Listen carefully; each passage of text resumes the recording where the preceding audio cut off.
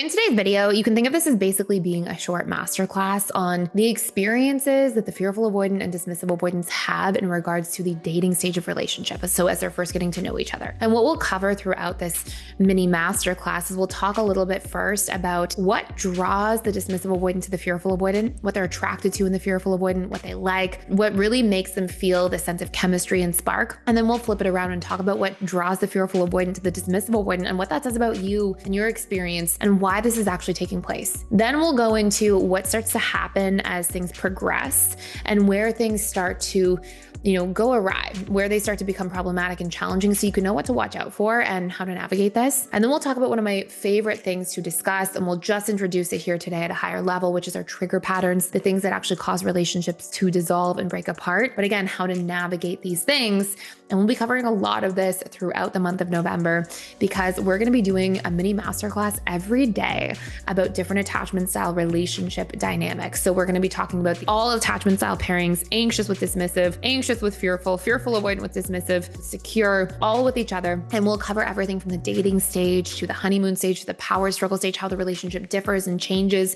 We'll be talking about some of the big things to watch out for, the traps that people fall into in these relationship pairings. We'll talk about how to heal your wounds if you're single, to prepare for some of these things, how to actually learn what your needs are. We'll talk about all of the different features from integrated attachment theory that are necessary for rewiring, for healing throughout this whole month. Make sure you hit the subscribe button and the notification bell so you don't miss any of these daily videos and all these mini masterclasses we're doing just for the month of November. For the month of November as well, we have a 14-day free trial promotion going on to all of the personal development schools. So if you want to dive into our actual courses about this in a lot more detail and you don't want to wait for the whole month, you're always welcome to do that. And you can get through more than a full course throughout that 14 days. And of course, I have the weekly live group coaching sessions that are part of that as well, every single day of the week, Monday through Saturday. So check it all out if you'd like, and let's dive in.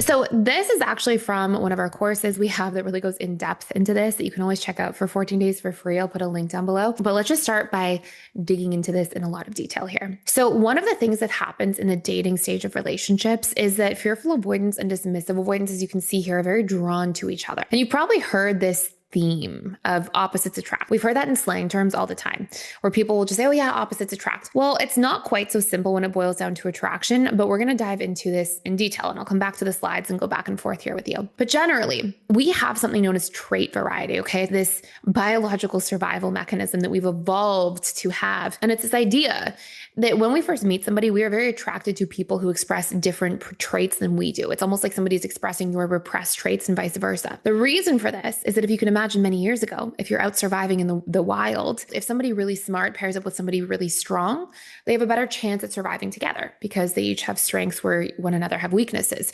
And so this is actually this mechanism that we've evolved as human beings to be attracted to people who express different things than us. And the subconscious mind is always seeking equilibrium. It's seeking wholeness.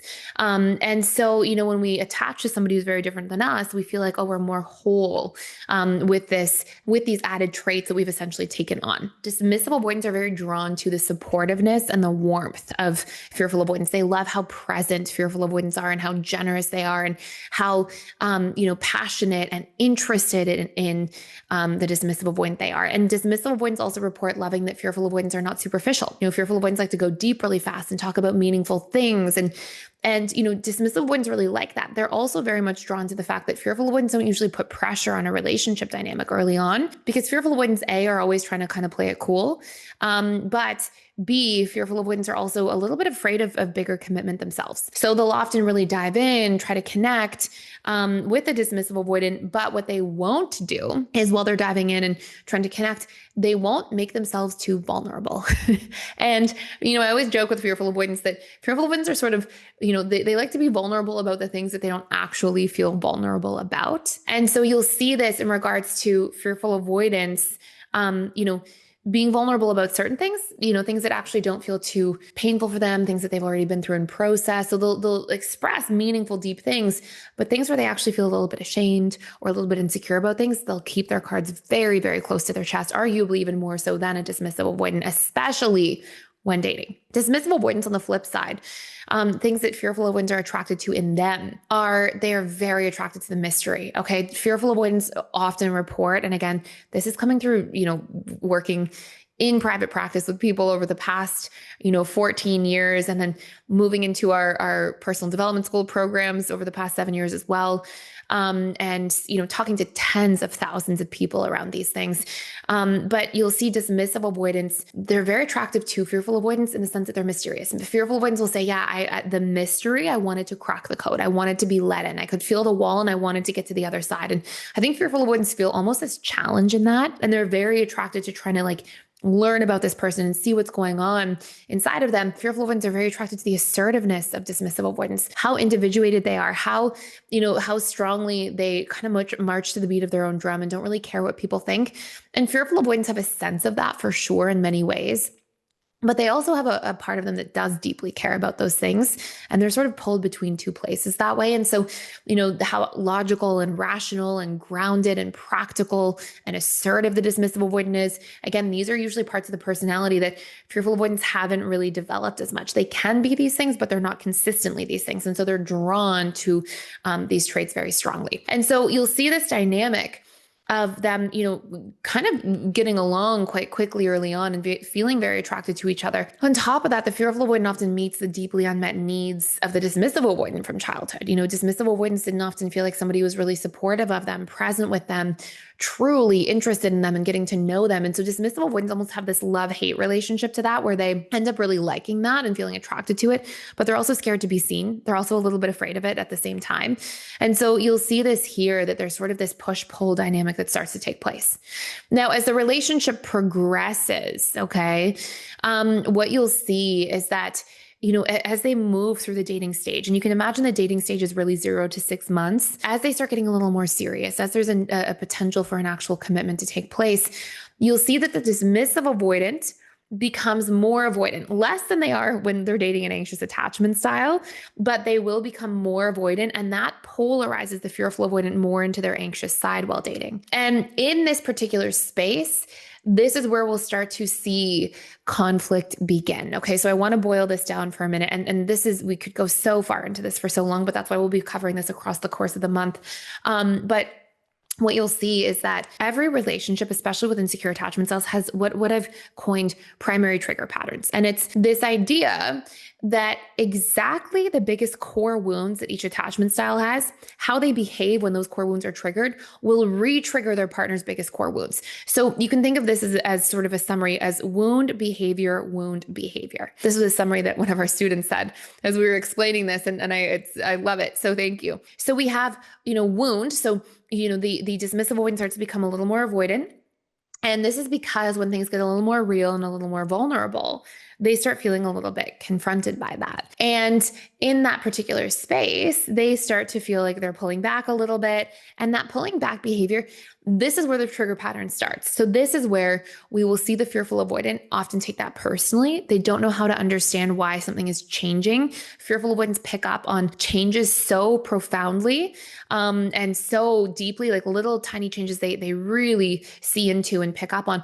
And so this actually triggers the fearful avoidant to feel like, wait, I feel like you might be betraying me. There's some kind of incongruence. Your behavior shifted. I can't understand why. Fearful avoidants have a big betrayal core wound that comes up, and they start waiting for the other shoe to drop, and they start becoming suspicious and then critical. So when somebody fears betrayal, one of the coping mechanisms, the behavior that follows for fearful avoidance is often to become critical or harsh because they're hurt. And as they become that way, that then triggers the dismissive avoidance, one of their biggest wounds around feeling defective or shameful. And so now we have this shame wound that's triggered from the dismissive avoidant. And they literally, from the shame wound, they literally are suddenly in this position where how do they then behave when their wound is triggered?